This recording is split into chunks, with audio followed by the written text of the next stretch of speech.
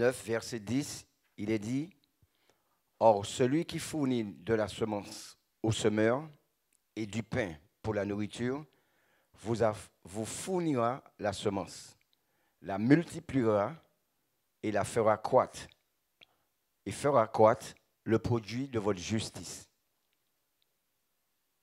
Dieu est celui qui pourvoit pour l'humanité. Et en chaque génération qui a traversé le temps et qui a tutoyé le temps, Dieu a parlé à travers la bouche de ses prophètes, de ses serviteurs, pour conduire son peuple, mais pour nourrir son peuple. C'est pourquoi le Seigneur, quand il parle, nous devons être très sensibles. Parce que beaucoup de choses se sont passées durant des générations qui se sont précédées les unes après les autres. Mais Dieu a toujours été comme soutien pour permettre à son peuple, oui, de traverser le temps, de traverser les crises, de traverser les difficultés et de traverser, oui, les pestes qui volent durant la nuit et comme le jour. Dieu est toujours là pour soutenir. Alors, le Seigneur nous dit dans sa parole, parce qu'il nous aime, mais il veut toujours pourvoir aux besoins de son peuple. Il parle tantôt d'une manière, tantôt d'une autre, mais il nous demande, dans Proverbe 3, à partir du verset 5, « Confie-toi en l'Éternel de tout ton cœur et ne t'appuie pas sur ta sagesse. Reconnais-le dans toutes tes voies et il aplanira tes sentiers. » Voyons que Dieu nous donne des clés à travers cette parole pour notre restitution, en toutes choses. Il nous dit que l'objet central, c'est le Seigneur lui-même. Il est vital pour nous. Il doit être le centre de notre vie. Tout est dit. Confie-toi en l'Éternel. Donc c'est une nécessité pour nous que la méthode que nous devons employer, c'est de nous confier. Puisque le Seigneur, par sa parole, nous le dit. Confie-toi. Donc, le conducteur de notre âme, c'est le Seigneur lui-même.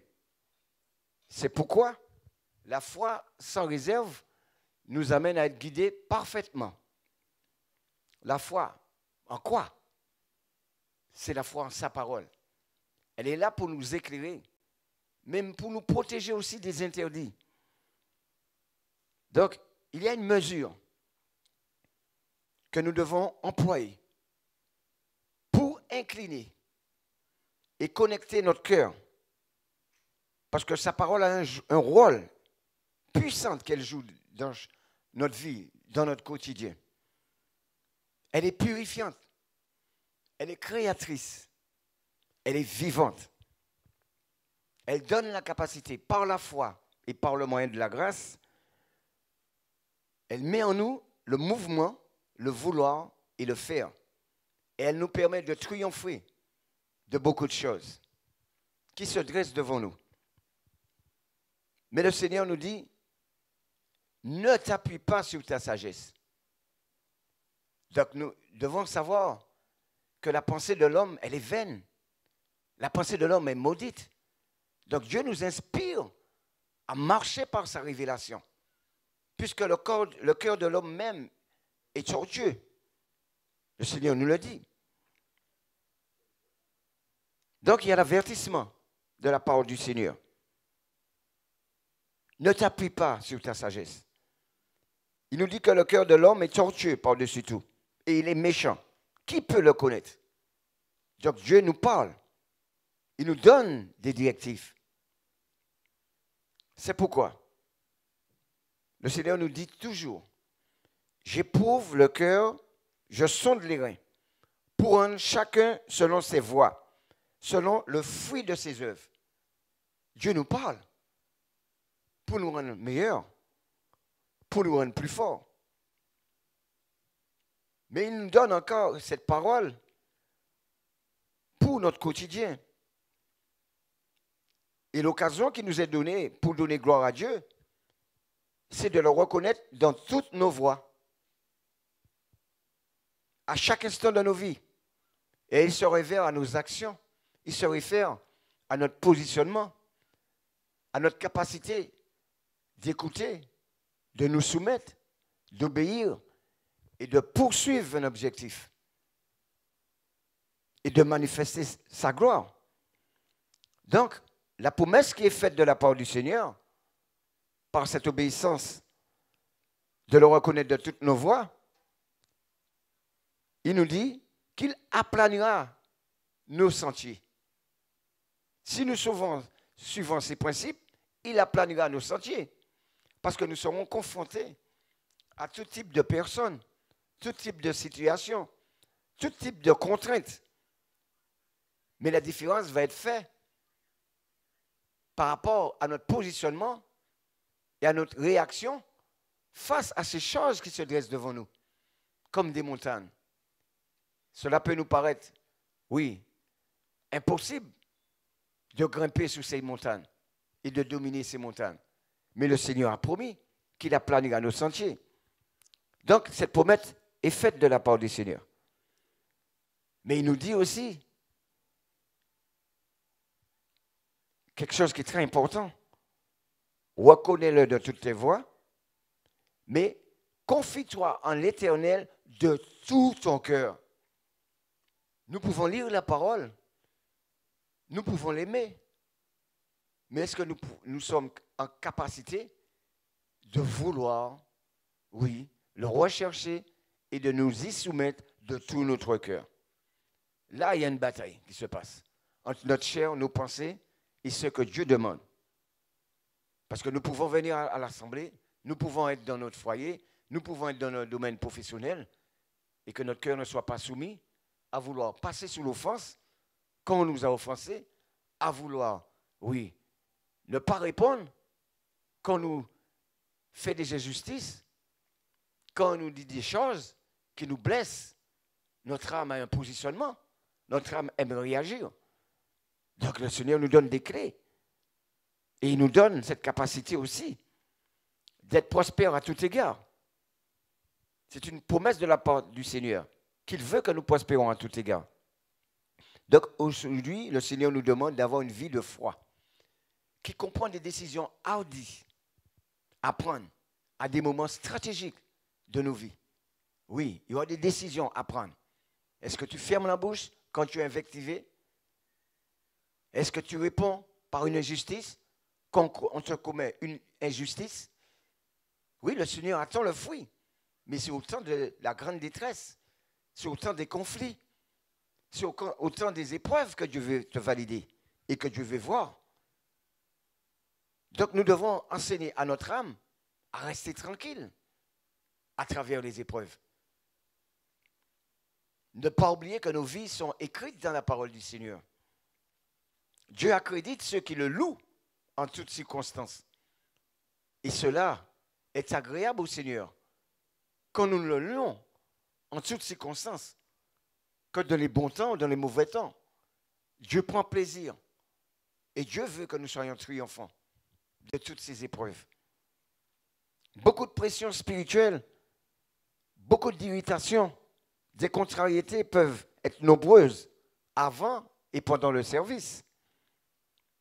Mais cependant, Dieu ne veut pas que nous laissions manipuler par les fausses impressions que nous avons sur les autres, perturber notre âme.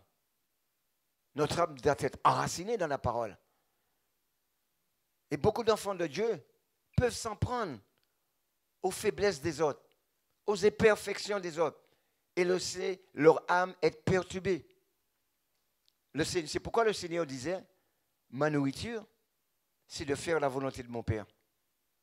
Le Seigneur ne se laissait pas perturber par les critiques, les incompréhensions, les jugements qu'on lui portait.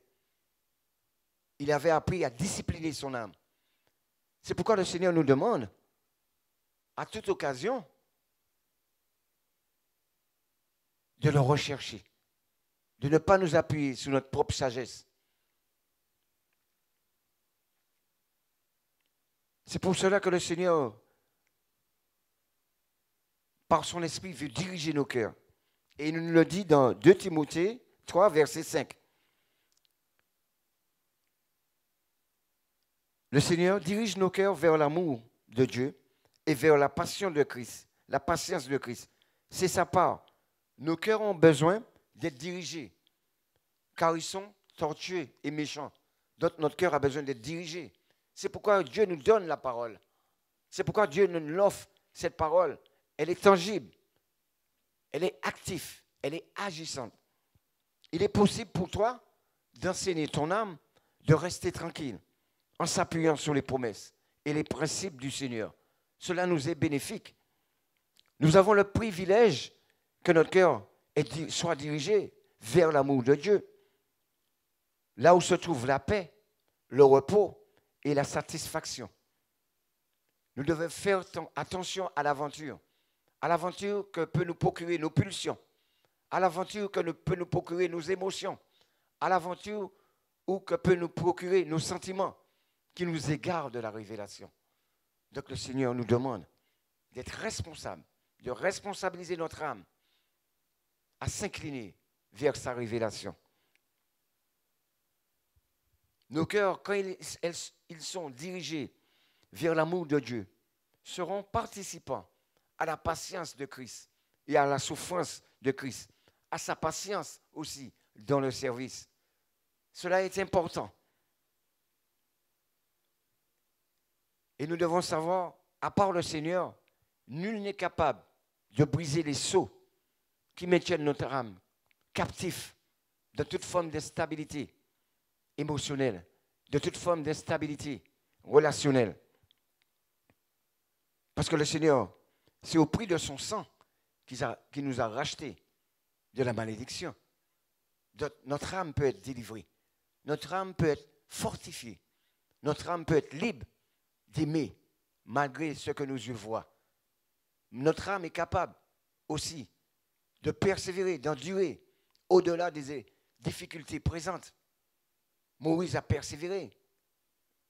Là où même le peuple voulait le lécher. Parce qu'il était fidèle au Seigneur. Caleb et Josué ont été fidèles. Ils n'ont pas laissé leur âme être perturbée. Là où d'autres abandonnaient Moïse. Là où d'autres reculaient à travers la vision et à travers les épreuves. C'est pourquoi il déclare qu'il est venu afin que ses brebis aient la vie, mais qu'elle ait en abondance. Oui, parce que Dieu veut te restituer ce que l'ennemi a investi en toi. Parce que si souvent l'ennemi est là pour nous empêcher de marcher par la révélation, et c'est là où je survient les inquiétudes, le doute. Parce que nous nous appuyons sur la chair. Et la chair est facile à être déstabilisée par les contraintes. On se met en colère, on se fâche, on commence à avoir une attitude, on commence à voir le prochain dans son état de faiblesse. Et on commence à critiquer, à le juger. Alors que Dieu nous a donné une mesure justement pour pouvoir aimer, encourager, supporter le plus faible. Dieu nous a donné cette mesure, cette capacité de foi. Et c'est à cette mesure que Dieu va nous évaluer. Dieu est venu réparer, restaurer notre vie. Oui, réparer nos motivations, réparer notre communion avec Dieu, notre temps de prière. Dieu est venu réparer nos actions, notre relation. Dieu travaillera aussi longtemps que nous serons enracinés dans sa parole, aussi longtemps que nous allons nous maintenir toujours debout dans le centre de sa volonté. Il aplanira nos sentiers. Il ordonne que nous soyons puissants. Dieu est capable d'agir dans notre esprit. Dieu est capable d'agir dans notre cœur. Dieu est capable d'opérer dans notre âme. Oui, des miracles. Oui, il ordonne que nous soyons puissants. Il renverse les plans de l'ennemi. David disait lui-même, il parlait à son âme. Il disait, mon âme, pourquoi t'as battu mon âme? Donc tu dois espérer en Dieu. Nous devons refuser le négatif et donner des ordres positifs à notre âme pour avancer, pour aimer, oui, ceux qui nous humilient, pour aimer ceux qui nous abandonnent, pour aimer ceux qui nous trahissent. Oui, Dieu nous a donné le pouvoir, parce que par son esprit, il met le mouvement, le vouloir et le faire en chacun de nous. Et cela commence dans notre âme. Quand Dieu a confié à l'Église de pouvoir le louer, c'est dans toutes nos voies, dans toutes les choses qu'il va permettre, dans notre vie de famille, dans notre quotidien. Mais tout cela avait un but, c'était pour défendre la vérité. C'est pourquoi Dieu dit que nous sommes appelés sa justice. Donc il y a une justice qui doit prévaloir sur l'injustice. Il y a une justice qui doit prévaloir sur nos sentiments, sur nos émotions, sur nos pulsions. C'est la justice de la révélation de sa parole qui est là pour nous éclairer, mais c'est une parole bienveillante. C'est pourquoi le peuple est dans tous ses états. C'est pourquoi notre pays est dans tous ses états. Il manque cette justice parce que les âmes sont déstabilisées. Les âmes parlent dans beaucoup d'aventures. L'aventure de l'idolâtrie, l'aventure de nos conceptions personnelles, l'aventure de nos traditions. Oui, nos âmes doivent être fidèles au Seigneur. Et Dieu nous a fait remonter vivants de la force. C'est vivant de la force qui nous a fait remonter. Et Dieu veut que nous le servions par le témoignage. Une âme qui est en paix, une âme qui croit en ses promesses, une âme qui croit qu'il est à notre départ et qu'il sera à notre arrivée. Dieu veut bénir nos vies. Dieu veut secourir. Dieu veut délivrer nos familles. Mais la différence, c'est notre état d'esprit qui doit faire la différence. Nous devons être confiants en l'Éternel. Et Dieu nous a gardés pour Jésus, afin que toute racine d'amertume, toute racine de convoitise, toute racine de méchanceté nous soit ôtée. Donc Dieu nous garde pour Jésus. Et ce travail s'opère par un processus quotidien. Oui, que le Seigneur opère dans notre vie, en profondeur. Donc nous devons prendre le bouclier de la foi et confesser la suprématie de Dieu dans notre vie. Vous êtes le temple du Saint-Esprit. C'est en positionnant notre âme seulement dans la révélation de Dieu que nous pourrions éteindre tous les traits enflammés de l'ennemi. Dieu nous en donne la capacité par le mouvement, le vouloir et le faire. Laissons Dieu opérer dans nos vies.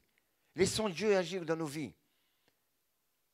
Mettons-nous au bénéfice de ce privilège que Dieu nous a donné, qui est la parole vivante, qui fait se mouvoir dans nos vies et nous amener dans son triomphe. Dieu veut nous amener dans son triomphe. Mais pour être dans le triomphe du Seigneur, c'est l'amour de Dieu qui doit prévaloir sur toutes choses en nous. Qu'importe ce que tu as entendu, qu'importe ce que tes yeux voient, qu'importe ce qui s'est passé dans ta vie, Dieu veut te donner des principes, des clés pour que tu sois béni et que tu puisses bénir ton entourage. C'est pourquoi Dieu veut étendre tes limites, mais c'est par sa parole, c'est par la conduite de son esprit que Dieu veut que tu sois béni. Dieu veut que tu deviennes une source, mais pour être la source, c'est avoir cet amour qui tutoie le temps et qui perdure dans le temps, malgré toute espérance.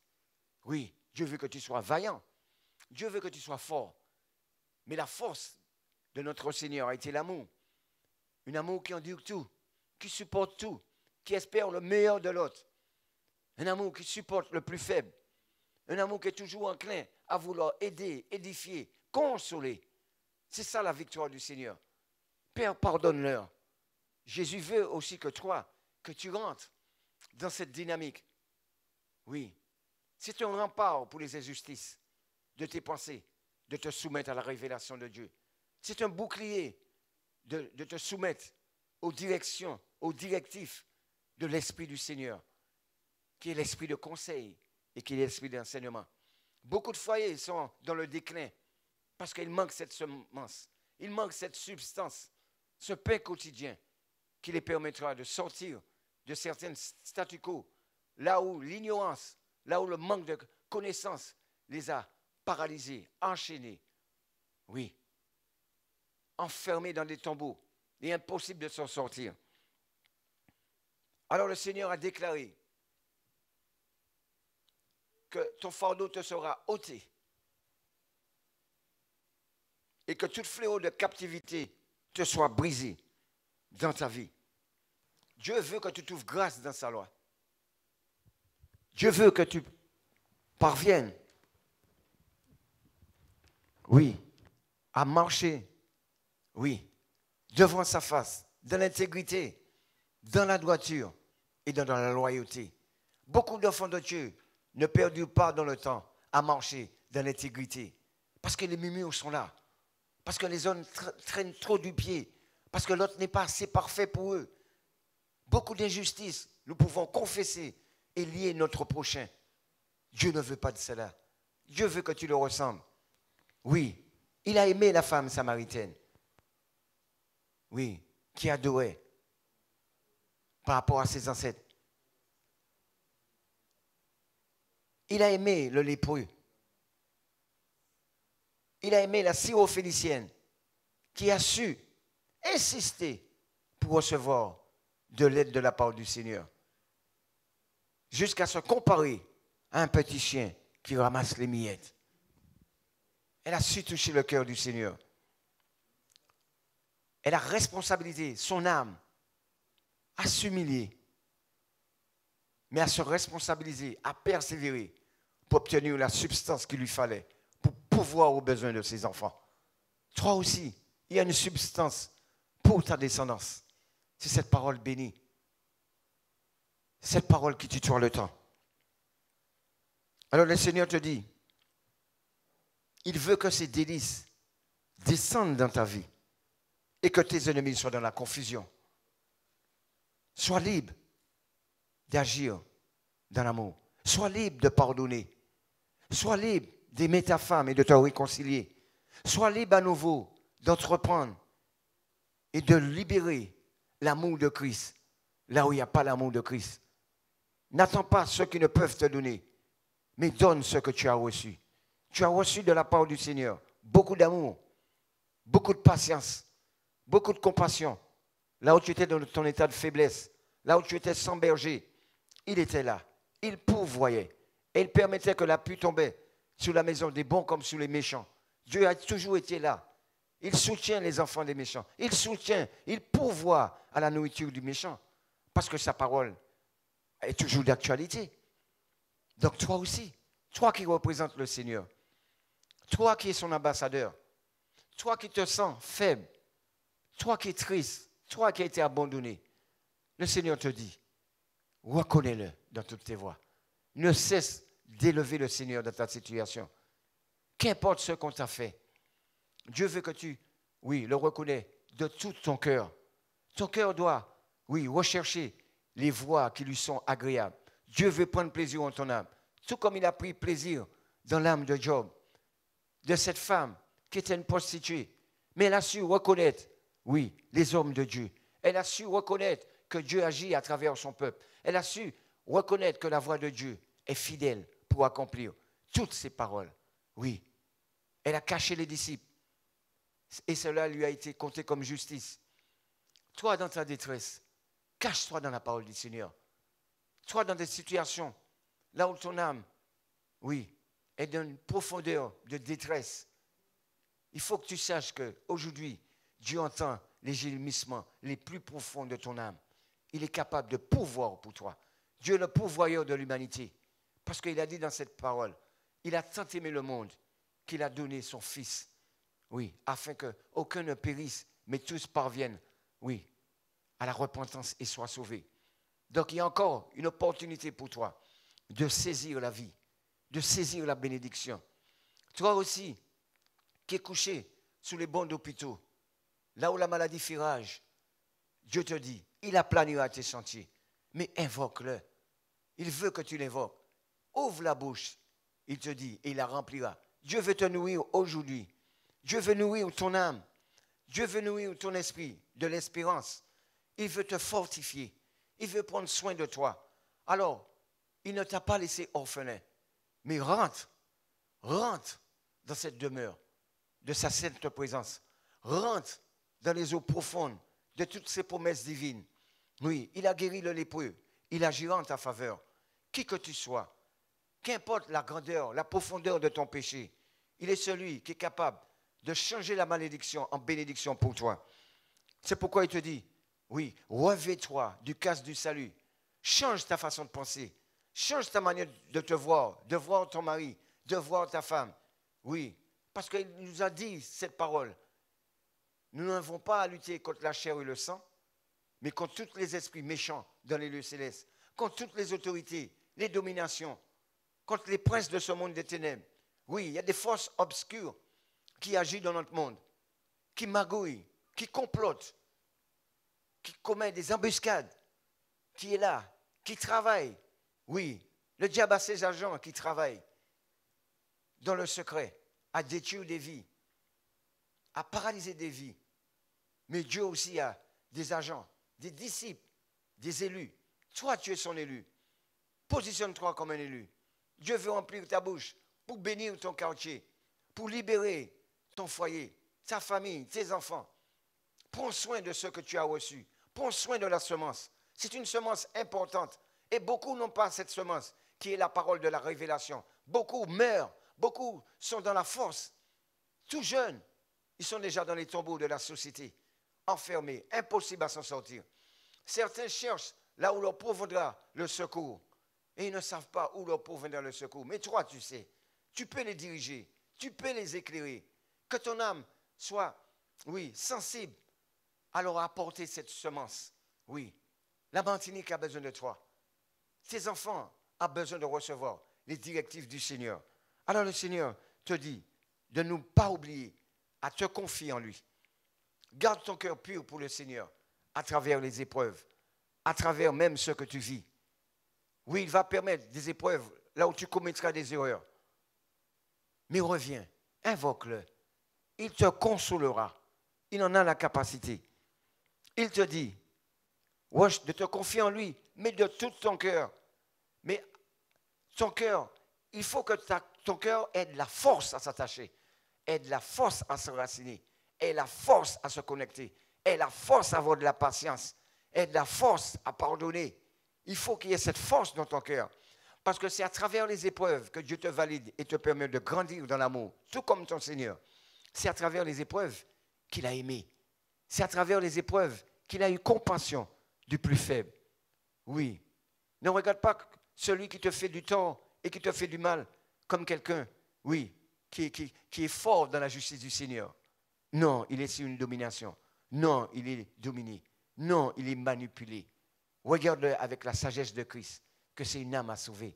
Et c'est une âme à aimer. C'est une âme, oui, à bénir. Dieu a mis l'Église au sein de notre société pour agir, pour secouer l'atmosphère. Ça veut dire manifester des choses qui sont contraires à la volonté du mal. C'est par le bien que Jésus a vaincu le mal. C'est par l'amour qu'il a manifesté pour l'humanité. Il s'est dressé. Toi aussi, dresse-toi pendant tout ce temps que Dieu permet que tu sois encore en vie, comme quelqu'un qui est là pour sanctifier son nom, pour élever son nom. La Martinique a besoin de toi. Ta famille a besoin de toi. La Caraïbe a besoin de toi. Dieu cherche un homme qui se tient à la brèche. Oui, l'ennemi a fait des failles. Il a fait des brèches dans ta vie. Tu es tombé. Tu as abandonné l'Église. Tu as abandonné le Seigneur. Mais à main ouverte et à bras étendus, le Seigneur te fera comme le Fils prodigue. N'aie pas honte de venir à lui. Ne te sens pas indigne du Seigneur. Durant des générations et jusqu'à aujourd'hui, son peuple était dans la rébellion. Le Seigneur a toujours envoyé une parole pour qu'il puisse se repentir. Il a toujours envoyé un prophète. Aujourd'hui, le Seigneur t'a envoyé ton Seigneur qui t'a dit, venez à moi tel que vous êtes. Ne te sens pas indigne. C'est dans ta faiblesse que le Seigneur veut que tu cries. C'est au milieu de la détresse, là où tu te trouves, le Seigneur veut que tu invoques son nom. Oui. Parce que nous étions errants. Nous étions les païens. Mais il a jugé bon d'étendre la grâce afin que nous, qui étions sans berger, puissions recevoir cette grâce et être revêtus de cette grâce. Cette grâce va te permettre, oui, de confondre ton ennemi et de pouvoir t'ajuster. Si souvent, l'ennemi veut que nous ayons un seul langage, être monologue, tu dois t'ajuster au langage de celui qui est en face de toi. Tu dois t'ajuster au langage de ta femme. Tu dois t'ajuster au langage de ton mari. Tu dois t'ajuster au langage de celui qui est laissé pour compte, qui a besoin de se sentir valorisé, de se sentir aimé. Oui, le Seigneur a eu ce cœur. Par ses paroles d'amour, les paroles du Seigneur apaisent notre âme en détresse, nous purifient. Et je me souviens que pendant ce temps, après 26 ans, que j'étais captif et que j'ai pu laisser la commune, là où j'avais toutes mes habitudes, mes amis que je fumais avec eux, là où j'étais dans l'échec, et que je suis remonté dans la commune, là où mon père avait cette petite maison, toute défraîchie, presque tombée. Je n'avais que comme unique ami la parole de Dieu, la Bible. C'est tout ce dont je possédais. Quand je suis monté dans cette maison, je n'avais qu'un petit short, un petit tricot, une Bible et un petit slip troué. Mais j'ai fait des délices de ma vie, la parole de Dieu. Là où mon âme était en manque de drogue, là où mon âme était en manque d'alcool, là où mon âme était en manque de vol, de toutes ces choses qui me maintenaient captif, j'ai fait de la parole de Dieu mon tout. La première chose qu'elle a fait, elle a amené la paix en moi. La deuxième chose qu'elle m'a mis, le repos. Donc je n'étais pas enclin que mon âme puisse aller chercher de la drogue. Elle a amené la paix, elle a amené le repos. Et la troisième chose qu'elle a amenée en moi, c'est la satisfaction. Quand nous laissons notre âme guider nos vies, notre âme va toujours nous amener dans l'insatisfaction. Quand nous laissons notre chair guider notre vie, notre chair va toujours nous amener dans l'insatisfaction. Quand nous laissons nos pulsions guider nos vies, nous serons toujours instables, désireux de vouloir encore plus de choses, mais qui sont contraires à la volonté du Seigneur.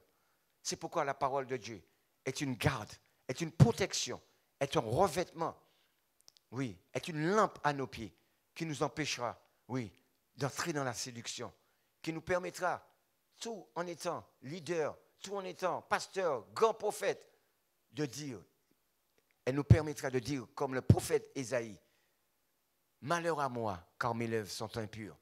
Chaque jour, la parole de Dieu nous permettra de nous remettre en cause, de nous remettre en question, pour pouvoir, là où nous nous sommes éloignés des directives du Seigneur, de la volonté du Seigneur, des lois du Seigneur, des ordonnances, des prescriptions,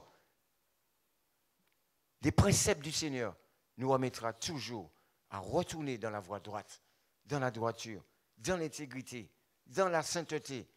Si souvent, quand nous nous appuyons sur notre chair a tendance à nous amener avec une vitesse dans les choses du néant, qui n'apporte ni profit, ni délivrance pour nos vies. Mais aujourd'hui, le Seigneur nous demande de nous confier en lui, de tout notre cœur, de ne pas nous appuyer sur notre propre sagesse, parce que malheur à l'homme qui s'appuie et qui prend la chair comme appui. Ça, c'est la parole du Seigneur. Donc, il nous conseille, ne t'appuie pas sur ta sagesse, mais reconnais-le dans toutes tes voies. Tu dois reconnaître le Seigneur comme le garant de ta vie, comme celui qui est capable de pourvoir, oui, à ton élévation, afin que tu puisses devenir prospère par toutes les bénédictions qui est en Jésus-Christ. Et la bénédiction pour nos vies, c'est la présence du Seigneur, c'est la parole du Seigneur. C'est cette parole qui nous est bénéfique et qui nous transforme jour après jour. Oui, Jérémie pouvait dire, il y a quelque chose dans mes os qui me consomme. Je ne peux ne pas parler en ton nom. Oui, le Seigneur veut que nous soyons sans cesse comme cela. Je me souviens avoir expérimenté cela par une voisine qui était en dessous de chez moi. Mes enfants qui sont petits, l'un coup derrière l'autre, à tout instant, elle prenait son balai et elle frappait sous comment dire, oui, la dalle, le plafond. Blou, blou, blou, chaque instant, quel que soit là où mes enfants courent, elle frappe, elle frappe. Et moi, tout jeune baptisé, j'ai dit, non, je vais prendre l'autorité. Je me suis confié en mon âme. L'âme m'a amené dans l'orgueil. Je suis descendu près de chez la dame. Aussitôt qu'elle a ouvert, la première phrase qui est sortie, écoutez madame, si vous ne savez pas vivre dans une cité, prenez une maison à part. Je n'ai pas été doux. Je n'ai pas été humble. Je n'ai pas été gentleman, comme le Seigneur.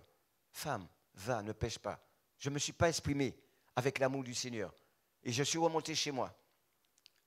Je me déshabille dans la chambre. Ma femme me dit, ça va? Tu as pu parler à la dame? Pendant que je suis assis, le Saint-Esprit me dit, tu redescends et tu demandes pardon. Et je venais d'habiter là. Et c'est la dame qui m'embête. Mais je n'ai pas agi selon la justice du Seigneur. Je n'ai pas été le témoin favorable du Seigneur. J'ai laissé mon âme, mes émotions, mes pulsions, ma chair prendre le dessus. J'ai dit, chérie, ça ne va pas. Le Seigneur m'a dit de redescendre. Je me suis réhabillé, je suis descendu. Elle m'ouvre la porte. Je dis, voilà, madame, je vous demande pardon. Car le Seigneur m'a dit que j'ai mal agi envers vous. Je vous demande pardon.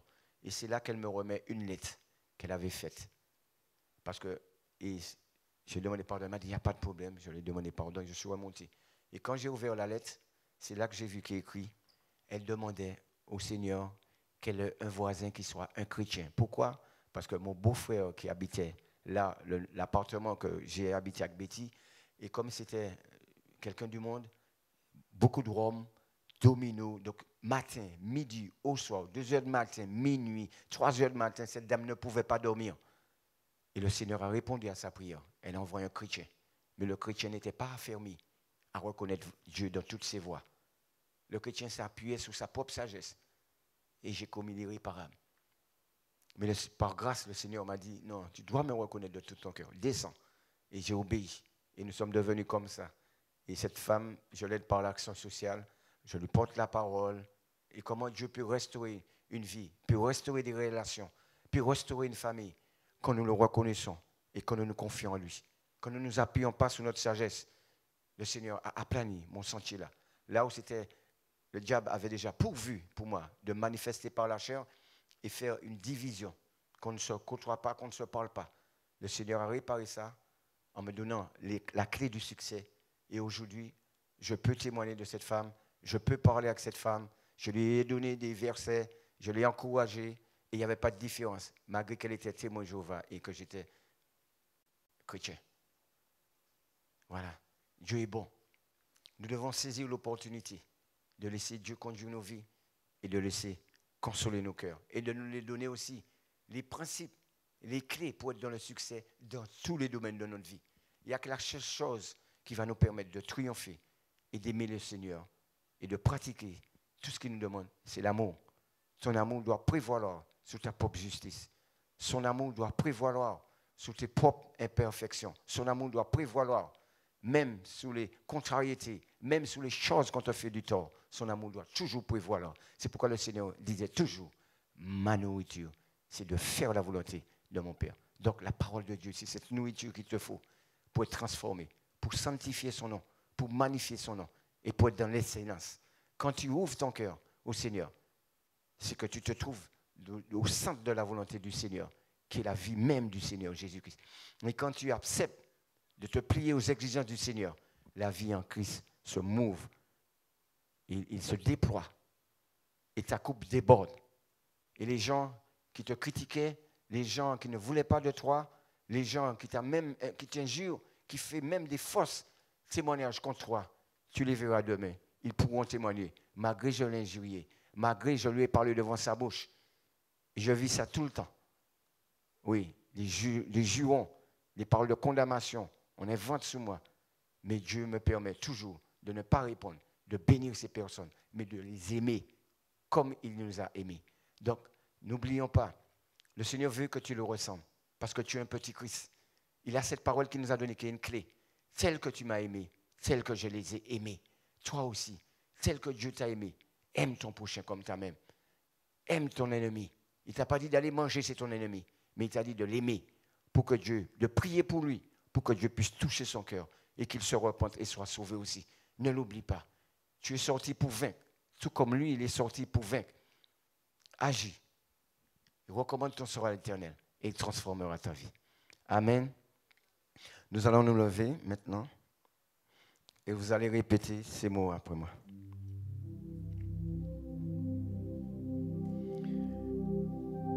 Seigneur, aujourd'hui, je décide de te reconnaître dans toutes mes voies. Bien souvent, je me suis éloigné, car j'ai jugé et j'ai mal agi.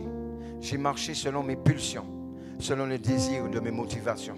Mais aujourd'hui, je renonce à tout cela et je ferai de ta révélation le centre de ma vie. Je ferai de ton Saint-Esprit celui qui me guide et qui dirige ma vie et qui enseigne ma vie.